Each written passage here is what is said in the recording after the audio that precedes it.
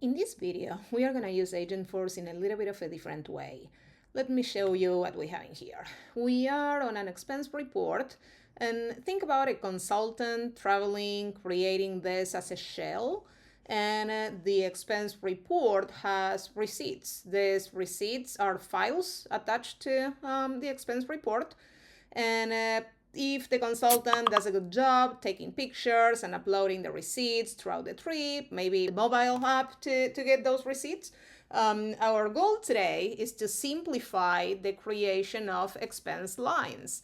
We are not going to use an agent, although we are using Agentforce, we are using it in a flow.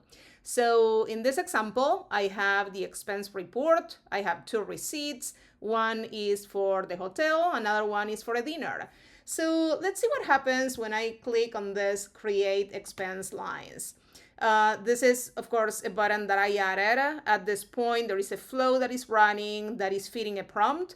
The prompt is reading my files, reading these two files that we have here in the expense report, and it's going through the image and it's trying to figure out how they translate into expense lines. So if you notice, I have my dinner here. You gotta trust me on this one. This is my dinner. And then I have 4 different lines for the different days that I was at the hotel.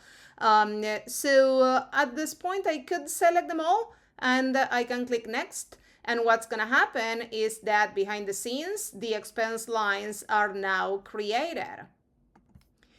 In the back end, there is, like I said, a screen flow, a prompt template, and there is a piece of Apex to deserialize the JSON that the prompt is returning. You could do this part in a flow, but as much as I love flow, this is definitely easier and better to do it in Apex. So there is that piece as well. So we have the expense lines. Now we could go ahead and add another receipt in here. I'm gonna upload a receipt that I had on my computer.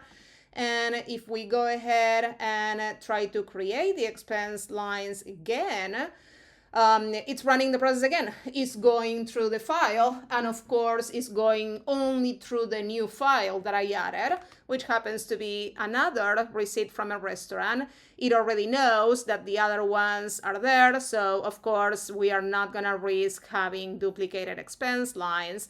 So I can go ahead and click next, and now I have all my expense lines created in the expense report. At this point, this is ready for submission and approval or anything that we want to do with this expense report. I personally love this use case because it makes the expense reporting so much easier and faster. So hopefully you like it. Thank you for watching, and I would love to hear your thoughts.